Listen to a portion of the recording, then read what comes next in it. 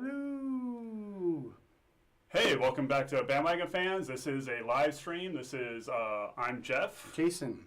And we are going to be talking about Mandalorian Season 2, Episode 1. Mm-hmm. So I've got the headphones on right now just because I'm kind of doing double duty as producer and actually on the show. So I'm just making sure the audio sounds pretty good. I'm just hanging.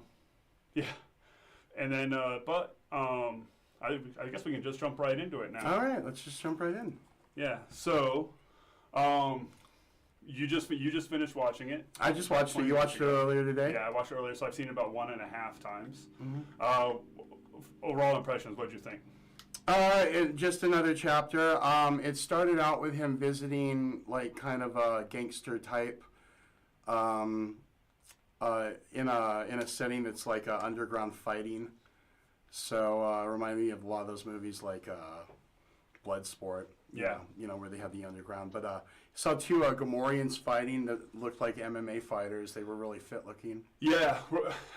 So I mentioned earlier that I was going to bring that up, and it's when we, probably the biggest issue I have with this show right now. There's two big issues. One of them is there's just a lot of details that are off-putting.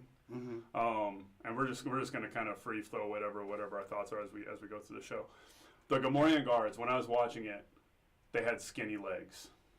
Yeah, they were like kind of proportioned thinner, like in general. Yeah, and there was even a shot where it was a close up on their legs, and I'm like, that looks like my legs. Well, Gamorrean guard. You figure these Gamorreans are being used for fighting for money. Yeah. So they're getting that Tatooine juice. Yeah. Or steroid juice, whatever the Star Wars equivalent of steroids or enhancement drugs, I'm guessing. Or it's shot like a TV show, and they don't have the budget to really pay attention to those little details. But throughout the whole show, there were I thought Gamorreans were details. Genetically, disposed to be overweight. I don't know. But I think Jabba the Hutt just didn't care as long as they were expendable. Right. But it was like a skinny guy in a fat suit, like a bad fat suit, because the legs gave it away. It's the same kind of effect like when it's like when you buy a Gamorrean guard Halloween costume at Spirit. Yeah, or it's like when people are talking about like the de-aging process in like Captain Marvel, okay, and how you could tell that Samuel Jones, even though he looked younger, he still moved like an old man. Oh, okay. They said the same thing. I didn't watch the movie, but they said the same thing about De Niro. Yeah. Was that the movie? What was the name of the movie where he was? Whatever. Yeah. Okay. Well, yeah. I guess when they're moving, it's a lot harder because there was even kind of subtle, like in Rogue One with Tarkin. Yeah. Because he was moving, but you didn't get it like as much like say with Robert Downey Jr. in Civil War because it was just a lot of him just kind of standing still and leaning. Yeah. And so through the Mandalorian, there was just little moments like that just kind of took me out of it. Oh, is that right? Yeah. Mm-hmm. So there was that one. There was a couple others. We'll get into it later on. Okay, well, so basically he wants this guy's help to go find another Mandalorian to help him. And he heard that this guy knew of another Mandalorian. And the only way he wants to make a deal is basically for his armor. He wanted to make a bet on the fight. Right. And he wanted to bet his Beskar armor, which is known throughout the galaxy as being one of the most precious materials right now. It's like he even makes the comment it's going up in value every day. It's like, so everybody's aware of it. Everybody's he's on everybody's radar right now. Yeah. Yeah. And he does his little trick with the missiles where they're heat seeking And wasn't that like a big deal in the first season where it's like you're only going to be able to do that once? It was like with the missiles? Yeah. Well, maybe it looks so neat. Yeah. Yeah, Disney's all about show, right? Yeah. So there you go. We got to do that trick again with the missiles. Do that again, John. We got to do that. Yeah. And then, you like what we said, too, with all the little, like, additions, is, like, make sure the child, you just have a little, out of context, just, it almost looks like the scenes with the child, just a little bit, I don't know. It almost looked like they were, like, filmed later and added in. They could have been. Just to add more child. It's like the Disney executives sat down and it's like, more child. More child. But it was completely pointless in this episode. It was a lot of this episode was just filler. This episode was just to kick off the season. But there was some spoilers that we'll get into. But anyway, so he kind of kills all of these people that he wanted to get some information from, and the next scene he goes back to the Strangers with Candy gal to get his ship worked on that we saw in the season 1. I forget the actress's name. Let me look it up for you real quick while you're talking. And of course, she's just loving all the child and adorable, and she makes a comment that if it ever has a litter, to give me one, and that would be good. If I was this guy, I would just take up with the child and just get litters going. If he ever finds another one, just mate it. Sorry, I'm looking up the. No, it's fine. It's fine. So anyway, so actually, while I'm looking up the actress and the character's name, it actually goes to one of the issues I have with the show, where I don't know if I'm ready to see Star Wars, and this is the second season. The first season was fine. I liked it, but it's still is throwing me off seeing Star Wars as a TV show. Oh, it is. And it looks like a TV show, and it feels like a TV show. Okay, well, granted, this is the first live action realm they've gone into, but Star Wars TV shows, I guess you can make the argument I'm more conditioned because of being a Clone Wars and Rebels fan. But those were animated. I took them serious. They were canon. I went into them even though they were animated, expecting more story to be added to the lore. Yeah, but you know what I mean. Yeah. But with this, and I'm still trying to find the actress's name. I'm sorry. No, it's okay. But she's not a big film person, and she looks small. She looks like she'd be fine on a TV show, but she doesn't have the stature. She doesn't have the presence. She doesn't have the voice. She's a TV actress. TV. Strangers with Candy. I can't remember the other thing she was in, but she's well known. Yeah. Mm-hmm. Well known, except apparently not to us. Oh no, I watched Strangers with Candy when it was on. I was a fan. Stephen Colbert was on that show.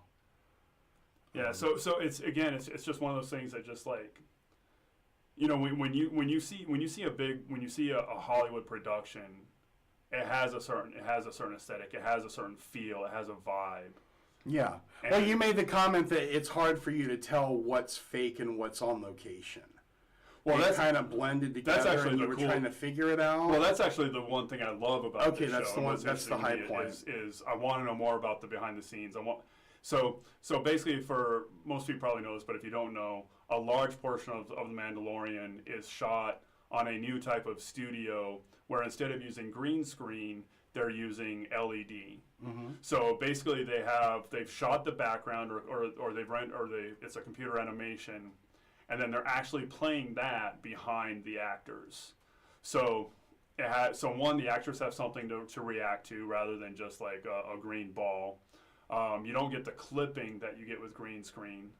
You don't get the green hue on people. So if you imagine Captain America's shield, if in Captain America Civil War, you might actually see reflections of green on the shield. Whereas if they're actually projecting like a real background, then you're going to get those colors. If they're projecting a sunset, then you're going to see the sunset reflected on the shield or Mandalorian's armor. But it really like makes me wonder how much of the show is shot on location versus how much is shot versus what's filmed inside the studio. Because I can't tell just watching it. I'm looking and I can't tell where the. I mean, you would definitely think this whole episode was filmed on location. But exactly, it's like what you said. It's very hard to tell. You can't. So tell. I mean, that's something to be said about the technology and just about how well they can move forward making films and TV shows with high budgets like this, superhero science fiction oriented type shows. Yeah. Mm-hmm. I still can't. All right. I'm gonna give up. Anyway, it's not Amy Sedaris, is it? No. I think so. Yeah, Sedaris. Yeah. Okay. So, anyway, the gentleman that they visited, I forget that gentleman's name, the character, he says that the only Mandalorian he knows is on Tatooine, so that's what leads him back to Tatooine. Visits Amy Sedaris' character, gets a tune-up, goes on the trail with the child, asks some locals, he kind of befriends some Tusken Raiders along the way, earns their trust because he knows how to speak their language. No communication barrier there, and it leads him to a Mos Eisley type a moss. That's the term they use on Tatooine for these small little hub cities. Yeah. Moss. Yeah. This one was Moss something or other, but it was kind of like a ghost town run out. Yeah, not on the map, run down. Right. The miners, they had kind of done a flashback to the events right after the second Death Star being destroyed. Well, the flashback came a little afterwards. Okay. It came after we were introduced to. Well, I guess yeah. Boba Fett. There we go. Okay, so he goes into this bar and there's a Weequay type character. Yeah. He was the bartender. And, he actually called him Weequay. He did call him. I think that's the name of the race. It is. Yeah. So the character when we were kids, the figure was called Weequay, but yeah. a lot of those figures they actually have a race name, but yeah. that's one and the same. So yeah, Weequay being one of Jabba's guards. Yeah, the skip guard that pushed Luke out there. Yeah. So he says that the marshal wears armor that looks like his. Yeah. And then in walks. Type of a man with no name, mystique character. Yeah. Definitely a Clint Eastwood vibe. Yeah, with the aesthetic. We see the armor, but he's not. He has like the scarf around his neck. He definitely looks like a Western Mandalorian, like the cowboy version of the Mandalorian. You know, but it's Boba Fett's pieced together armor that this gentleman got off of Jawas. Yeah, and his name's Cobb Vanth. Okay, Cobb Vanth. And then he sits down and. You called it right away, and I knew it right away too. It's obviously not Boba Fett. Yeah. So he sits down and he takes off his helmet, and you see him place the helmet on there. And now, if there was any question, this guy isn't really a Mandalorian because they made such a big deal about Mandalorians never showing their face. Oh, sure, So, and it's actually Timothy Oliphant, who I'm actually, I've never seen Timothy. Yeah, when you said he was in Go, I was like, well, that was years ago. I'm pretty sure it was Go. Are you pretty sure it was wrong, Go? But he was definitely in The Girl Next Door, Crazies. Yeah, I do remember those. Everything Timothy. I think he was in Live Free or Die Hard too. He was the. Oh, was he? Villain Okay. in Live Free or Die Hard. Oh. Timothy Oliphant is great. Yeah. Whatever he's in, he just blends in seamlessly. He's just a really I thought it was Josh Brolin. He's definitely got that Josh Brolin gray salt and pepper beard look going. Yeah. It took me a second to place who he was because he looked really different with the beard. But anyways, yeah. So it's Timothy Oliphant, and then Well, they basically they sit down. And he's basically, I want your armor, and he was telling them. He explains what happened to the town. Yeah. Is this the scene with the Death Star? Did we get to So now, yeah. I don't. At some point, they flash back to. I mean, they do flash back to where he's sitting there at the bar with all of his other mates there, and the bartender, the Weequay bartender, that I guess his friendship goes back a ways with them. And you see a hologram of the Death Star exploding. Everybody's cheering, but like immediately the town gets overrun by miners, a miner guild. Yeah. Much similar to like what we saw in Bespin Cloud City. There's miners all over the place, and Tatooine is known for its spice mines, with the sand dunes, and we get into all of that going. So the town, I guess, has the control of the miners, and I guess that the mines are being overrun by this mine of theirs is being controlled by this worm, and they're unable to go in and get any mining going on, so they can get some money. Yeah. Yeah. So, and this goes back. It was real similar to an episode in season 1 where Mando, and I think it was actually on Tatooine again, but he had to go. He had to take a detour to go fight some big monster. Yeah. And in season 1, that's when Baby Yoda first revealed his powers. Yeah. So yeah. it was, and this goes to the other issue I have with the show, and overall, like. It still looks like Star Wars. It feels like Star Wars. It's fun. The Mando character is really good. And what's his name? Pedro Pascal. I don't know if it's actually him in the suit, And they say it is. Yeah. So yeah, you don't know. So he has a really good presence on screen. You can. Well, I mean, you can do a lot without seeing the person's face. Yeah. He body acts well. What was the gentleman's name? The actor from The Boys. He played Dredd, Judge Dredd. Right. And that character's notorious. You don't take the helmet off with that character. That's the reason why a lot of people hated the Stallone version. And he did a great job with his movements and with his mannerisms playing that character. Yeah. So I mean, yeah, you can. the pantomiming, when you're really good Yeah. acting with your body. Yeah, Pedro's really good, and I'm down to watch Mandalorian and Baby Yoda, the child, whatever. The child problem with Mandalorian. The problem is, this entire episode was a detour from the main story. And I think like last season, you got a couple of those episodes. I think just shows do that. Not right. So I mentioned earlier that what it reminded me of, but I wanted to say for this. Mm-hmm. It reminded me of the episode of South Park where we were supposed to find out who Carmen's mom was. Oh, yeah, that was the end cliffhanger. of season 1. Yeah, it was a cliffhanger, and then they come back with the greatest episode ever. Yeah. To this day, Not Without My Anus is the greatest episode ever. But for this, we have a story that we've been waiting for almost a year to follow up on, and we've right off the bat we're on some random detour. And it's given they've already announced season 3 and 4 and 5. Yeah, but detour episodes are fine. The filler episodes are fine halfway through the season. Yeah. Starting off episode 1 with that, I gotta be honest with you. I think the reason they didn't put much into this episode was because they felt the payoff was just the greatest payoff they could ever give a Star Wars fan ever. All right. So let's fast forward and we can talk. So basically, so it's like, hey, look at what we're giving them. Yeah. So this town is being ravaged by a giant worm. They call it a crate dragon. And immediately I thought Dune, you thought Tremors. I thought Tremors, you thought Dune. I also thought Beetlejuice. Oh. Right? It's just a sandworm, and now they have to go fight it. So it's pretty much just getting two communities together. Yeah, so Cobb to band together to take care of their problem and then maybe learn a little bit about themselves in the process. Cobb Vanth and Mando first go to explore. They realize they can't do it, so they run into Tusken Raiders. Oh, I will say something about his vehicle. It looked like it was it was just a thruster off of a pod racer. Yeah. It looked like Anakin's or a model similar to that. Cobb Vanth. Cobb Vanth with the Boba Fett stand-in with a little side seat that like he customed. And you better believe there's going to be a figure of that with the little, riding this vehicle. Everybody's probably already talking online about, I can't wait for the figure. I can't wait for the vehicle. But I thought that was kind of neat. Yeah. It just further depicts on how this planet is just the inhabitants just scraps together things, and they're very, it's like the Tusken Raiders or the Jawas.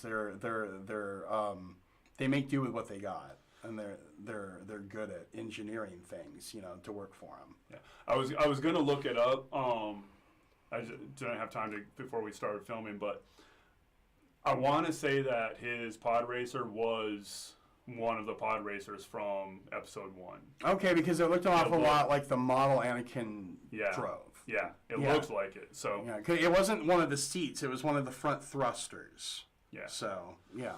So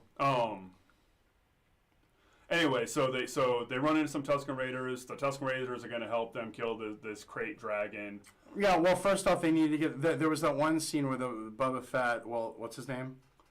Bob Vanth. Cobb Vanth. And the Mandalorian sat in there with the Tusken Raiders, and they had that kind of like bonding scene where he was refusing to drink their drink and pointing out to like everything he had already done to that point and how like he should be like lucky that they're not killing him right now. I thought it was pretty funny. Yeah, the Tusken. And they were going back and forth with their sign language. The Tusken Raider clan and his most town are the Tuskens are always raiding their town. They're fighting. So Cobb Vanth and the Tusken Raiders aren't getting along. Mando has to intervene. Hey, we all need to work together to fight the crate dragon. Blah blah blah. So he makes the deal with them to give him the armor. If he can stop this worm and get the Tusken Raiders to cooperate with him. So. They made the deal earlier. Yeah. Okay. Right. Right after the first appearance of the sandworm. Right. So Mando says they realize that the dragon is too big for just the Tusken Raiders, so now they're going to bring in the villagers. The villagers don't want to help at first, but they quickly get convinced that it's in their best interest. Yeah, it's kind of like has like kind of a Hobbit feel too, where like they didn't want to cooperate against Smaug and they had to. And then we finally get to the big battle with the villagers, the Tusken Raiders, Mando, Cobb Vanth. against the worm. The worm just and coming that out. actually, and now actually there was some forward momentum to the story. Uh-huh. You know, there was actually stuff happening. So that was fun. They have they have the most inane plan to start off with. So initially the plan they came up with was to build a giant trench and fill it with explosives. And then as they lure the worm out, the worm would come over the explosives and they'd blow it up. So many conceivable ways for this plan to go awry. But this is what they ran with. And lo and behold, it went awry. I think they should have just yelled charge, and then when the worm comes back at them, run away, run away. That's the other thing I felt like. I told you it was very Python-esque. Yeah. So what they end up doing is they have all these explosives tied to a bantha, and then the worm eats the bantha, and then Mando blows it up. There's a scene where one of them's brushing the bantha's teeth before they get ready for the battle. It's hilarious. Yeah. Just little world building scenes like that. No, it's fine. It's fine. But it's like, all right, I get it. If everybody did the best thing first, you wouldn't have a story, right? People have to make mistakes, and they recover from their mistakes. Mm-hmm. But this one was just so dumb. Like, just let it eat the explosive filled bantha from the beginning. Yeah, I mean, like it was such a dumb plan to start off with. Anyways, rant over. Well, again, I mean, I think all of this was just to pad out 50 minutes to get to the end. And that's the point. You didn't have enough story, so they had to create BS to fill out the runtime. They felt like they needed to pad out the introduction of a certain character. They couldn't just give you an episode that just went right into it. They had to build up to. And that certain character is? It's Boba Fett. It's the real Boba Fett. Yeah. And the episode ends with kind of a shadow lurking over to their victory, seeing everything that they did there with the worm. And then he turns around and you get Boba Fett kind of bald, scarred up a little bit from the sun and some other elements. He's been living on Tatooine for, what they say, this was about 5 years after Jedi. It's been about 5 years, I think. Anyway, it's a little time has passed, and he's got like some Tusken Raider weapons, and he's kind of just been depicted as kind of like a desert scavenger. Yeah. You know, and he's going to be a focus going forward. We know that the Mandalorian got the armor, and it's Boba Fett's armor, so you're going to get a confrontation with Boba Fett. And it seems like at least the hype going into this show, especially with Pedro Pascal's future in question here, is I really think they want to introduce as many fan favorite characters as possible just to have backup plans. To take over. Because you got Boba Fett, you got Ahsoka already announced. Season 3, there's the strong rumor about Luke Skywalker and Mara Jade. A very strong rumor.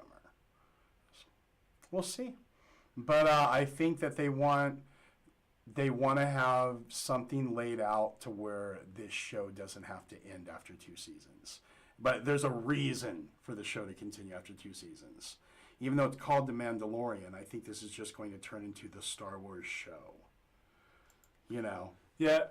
And I don't really think going forward too many fans would be disappointed if it went from Pedro Pascal's character. I forget the Mandalorian's name. He has a name. Well, on IMDb, he's just listed as the Mandalorian. He has a name. I have the figure. Dan Jaren or something. Yeah. But anyway, I think they feel like, well, hey, if we can naturally progress into Boba Fett and Ahsoka, if it's the characters that like the internet and YouTube and all the fans are just unanimously like, these are the characters we want to see, then I think that's all they're kind of putting into this. Now, Jon Favreau wrote this episode.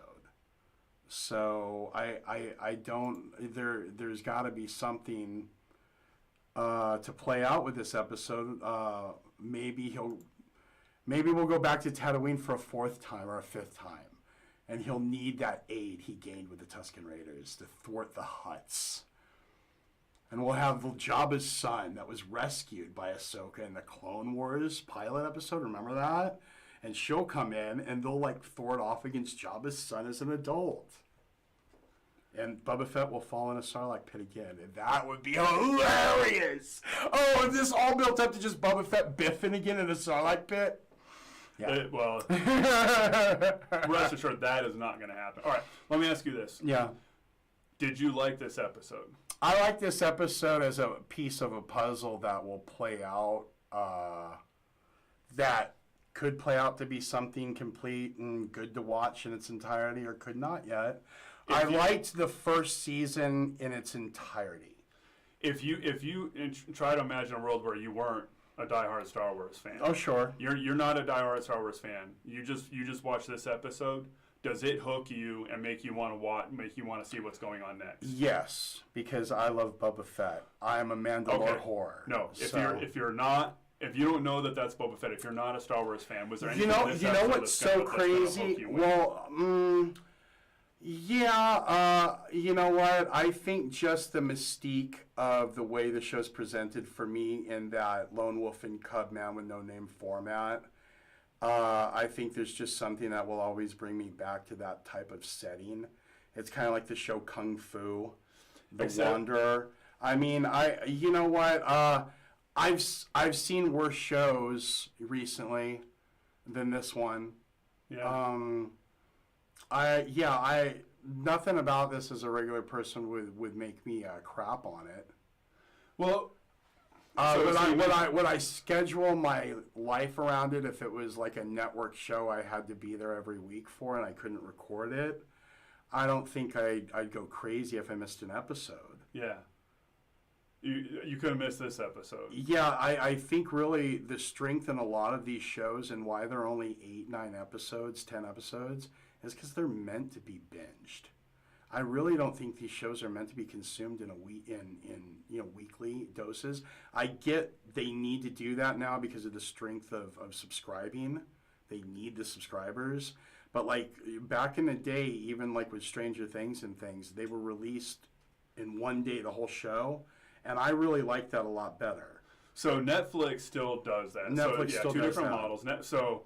And I think going forward, you're going to see Netflix switch to the Disney model. No, I think they need this model. The problem that Netflix runs into is people binge Stranger Things or whatever show it is in the first 3 days, and then it's gone. That's what the problem is, right? Yeah, exactly. So even Amazon does the weekly. Yeah. With The Boys, it's weekly. Yeah. Yeah. So for me, and again, I have confidence. I have faith in Jon Favreau. I have confidence in him. And I'm a lot more positive about the Disney Star Wars stuff than you are. But this episode, if I was just walking in and watching this, I'd be like, I have no clue what the story is. Episode 1 is supposed to introduce the story, and they mentioned briefly. They mentioned that he has to take the child to his people. If the whole season, if the point of this particular season isn't to get the child to his destination, but to just be the middle part of like a 3-season story or a 4-season, you know what I mean? Yeah. Then I think they felt they did their job, because if the whole point of this season is the Mandalorian versus Boba Fett, which we don't know if that's where it's headed or not. Right. But if this whole thing is just him pretty much on Tatooine for most of the season, and it's like him against Boba Fett with it culminating in the last episode with him, and then I can understand where this episode's coming from. But again, these things that are only set up to be so many episodes and not like regular 24 episode seasons, but little compact seasons. Yeah, it's hard to judge anything based on the first episode. Yeah. For me. Well, I think... You know what I mean? Not necessarily. So, I'm going to go back to what I think is one of the best premiere episodes of any TV show ever. Actually, there's a couple of them, but I'm going to go with The Shield. The Shield introduced you to all the characters, introduced you to the central conflict, and then left you with a hook at the very end that made you go, holy crap, I need to see what's going on. And every season starter did that? No, well, every season had something, but I'm talking about but from the beginning you knew what was going on. Well, and there was a hook. This episode, there was the hook at the end with Boba Fett, but the whole episode felt like How is Jon Favreau approaching this and everybody involved? I don't know. Are they approaching this like this is even the beginning of a season? Or are they just approaching this? If you noticed, it started out with season 2, episode 1, chapter 9. Right. So I don't think this is meant to be the beginning of anything. I think this is just meant to be. They're just doing so many a year. But I think ultimately this Mandalorian is going to be. It's not going to be a season thing. It's going to be a chapter from 1 to the end. So that for as a viewer that creates a problem because now there's this huge gap in time.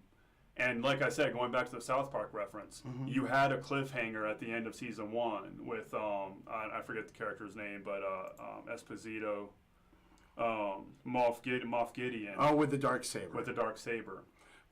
Nothing, That's what I'm saying. I think they just have big plans for this show. They have a huge vision of this show. Like, it is going to be 4 or 5 seasons, man. Yeah. And there could possibly, I'm just going to say right this, you could not even see Moff Gideon this season.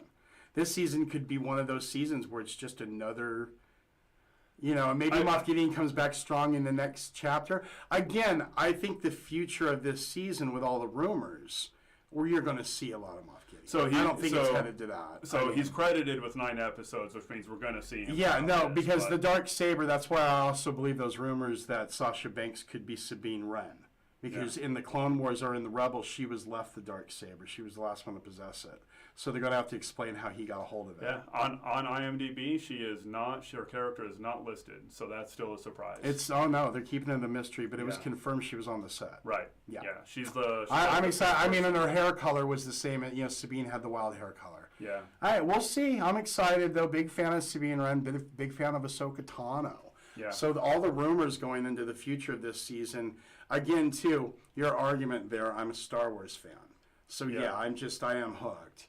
Because of all of that. I want to see all these characters that I do like. Yeah. Get some live action time. Yeah.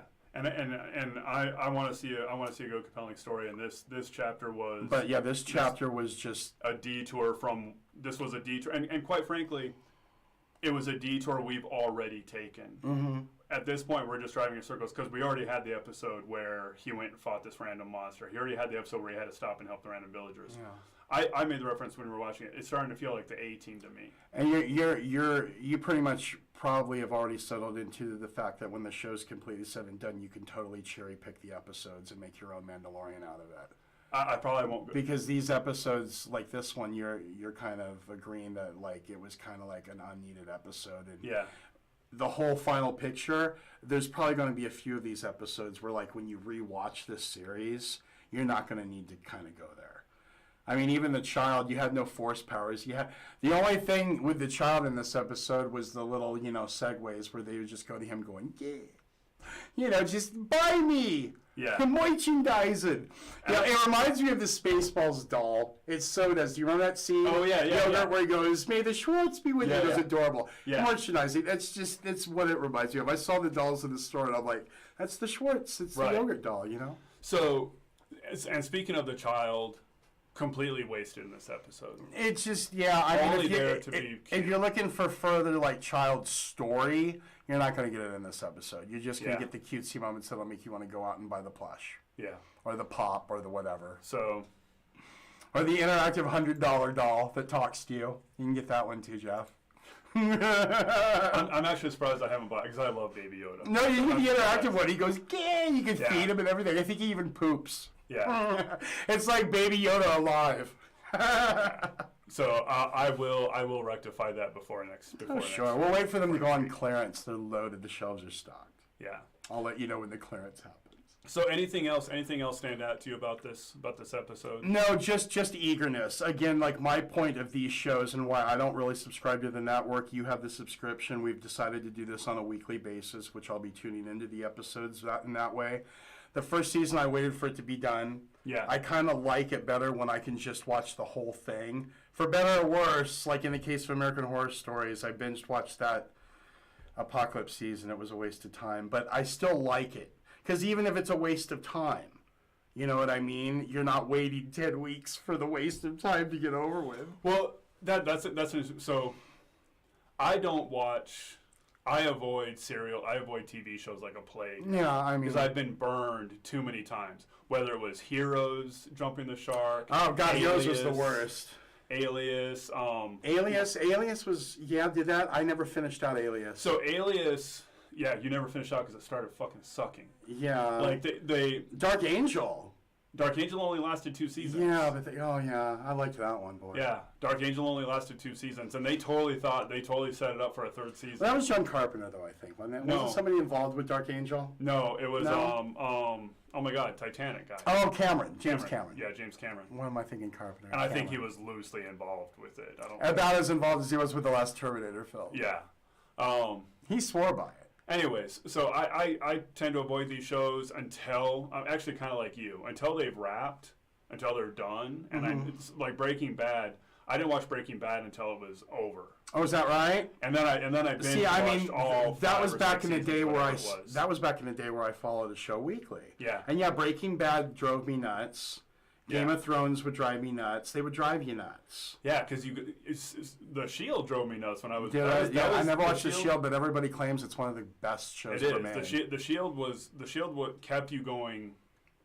Kept me going for 7 years. Yeah, but it stayed good for 7 years. Alias took a massive dump after the 2nd season because what ends up happening, and you've actually alluded to it a couple times with the Mandalorian. Mm-hmm.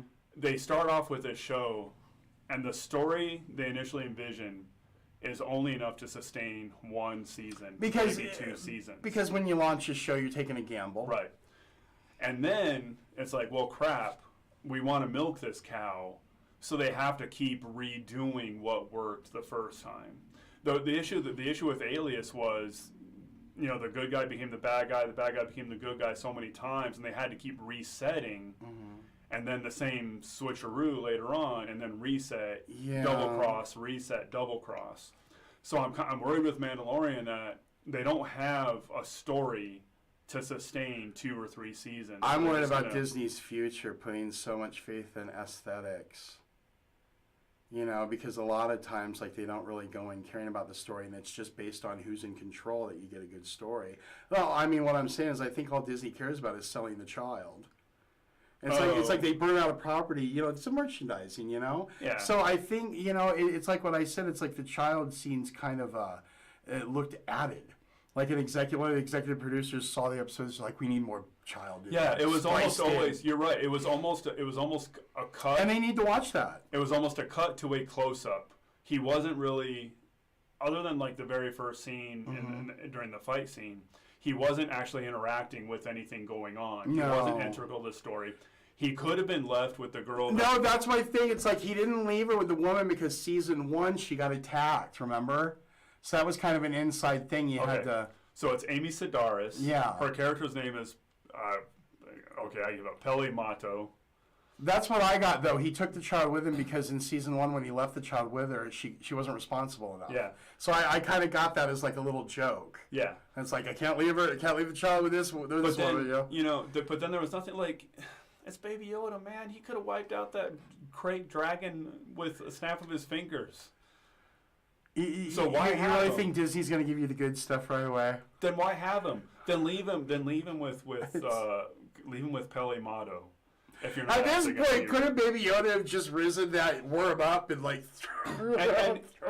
and it would have given us something to cut to that actually propelled this. Okay, we mentioned the flashback earlier with Cobb Vanth and his flashback, totally unnecessary. And it was again, that's not the story. Why are we wasting time? Because they want to connect anything they can to the original trilogy. But that time would have been better served with Baby Yoda, with Peli Motto, and a separate adventure. So that you have. This show's going to slowly turn into the things that have proven to sell in the past. That's it. How many freaking references to Womp Rats were there? That's where you're going. I counted That's 5. where you're going. That's where you're getting Boba Fett and Ahsoka and Luke eventually, and all the Tusken Raiders and Banthas and our familiarities R5D4 and Tatooine, like in like the It's like it seems like they go somewhere else and they go back to Tatooine. It's the reoccurring location that connects it to all the other movies. 5 times they either showed a Womp Rat or somebody mentioned Womp Rats. And I used to both have Womp Rats back home. Yeah. Anyways, so for all I've been crapping on it, I did enjoy the first season. I'm looking forward to the rest of the second season. I just really wish they would get the ball rolling. When I went to episode 8 and before episode 9 came out, I kind of had this attitude for a few months that I'd wait for episode 9 before I had a final opinion. Yeah. I never saw episode 9. But you know what? This is free. You pay for Disney Plus. I'll be here every week. I do want to see where this goes. Yeah. Right, and I want to see the Boba Fett stuff and how it plays out. I want to know why he looks the way he does. Why he looks the way he does. What he's experienced up to this point.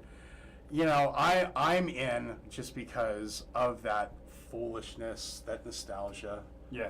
It's like they're feeding you the nostalgia. Yeah, I mean, I'm the kid, like you. I did grow up with the original trilogy, and I'm the guy. I was that guy that I followed the EU in the '90s, and I liked the Clone Wars back when a lot of people were crapping on it. Clone Wars actually got appreciation.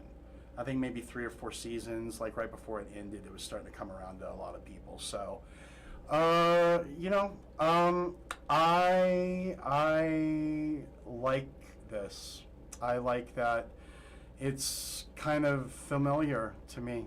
I mean, with me, Star Wars was always something I was waiting around for a continuation of. For me, it's not really about completely new reinventing of anything. I'm just one of those people, but I'm a 40-something-year-old white guy, so what does it matter? Yeah. And for me, so one thing we disagree on, and we're not going to talk about it because we live together and we don't want to kill each other. But over, we're fine now. Seriously, we are fine. Yeah. So I actually I like the new stuff. I love the Last Jedi. You do.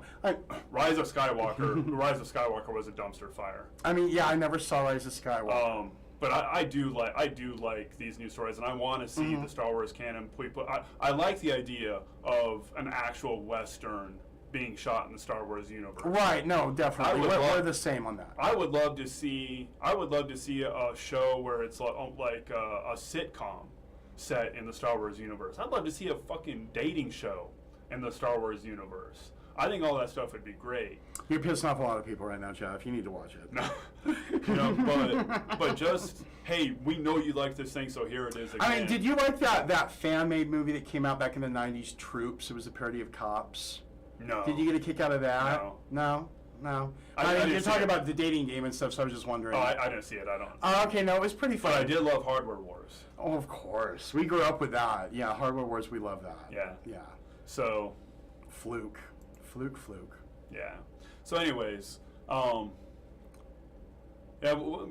got 7 more episodes. We hope we're going to be doing this every week, and then this will probably be something we do every Friday. So after The Mandalorian, it's going to be probably a couple weeks break before we see WandaVision.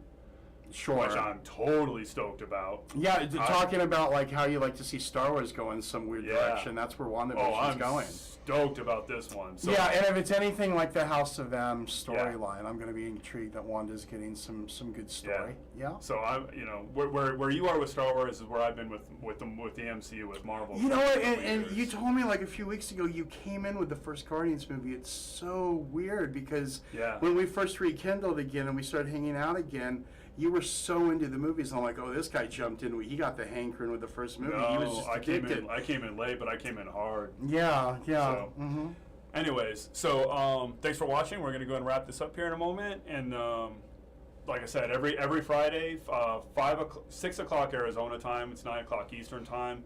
Obviously, it's a spoiler-filled show. We're assuming we've watched the latest episode. If not, you can always come back and see it later. And we ruined it for you. Although, if you're watching me say this, you've already watched it, so why am I even saying all this? But go ahead and like and subscribe to keep up with all of our live streams. And I will be going back to reviewing movies now that a few more movies are trickling into the theater. So like and subscribe to the channel to stay up on top of everything we're doing. And I got SmackDown to watch. We have, yeah. So on Mondays, every Monday we do game night. Jason and Waylon are play a game and talk about some of the strategies involved in whatever the game is. The last couple weeks it's been unmatched. And every Tuesday going forward is going to be Jason and Cecil Smith doing a recap of the week's wrestling. Oh, I'm excited. And yeah, it's going to be good doing it on Tuesdays because we'll be going fresh in from watching Impact. If you're an Impact Wrestling fan, me and Cecil are big Impact fans. Not a lot of channels out there discussing things that are non-WWE, AEW related, so make sure you tune in if you want some news and some talk about other wrestling companies that are non-WWE. Yeah. So awesome. So Monday night, game night, Tuesday night, wrestling, and Friday night, we're going to be we'll be talking about the latest Disney Plus TV show, Mandalorian for the next 7 or so weeks, and then WandaVision after that. So thanks for watching, and get on the bandwagon. Happy trails.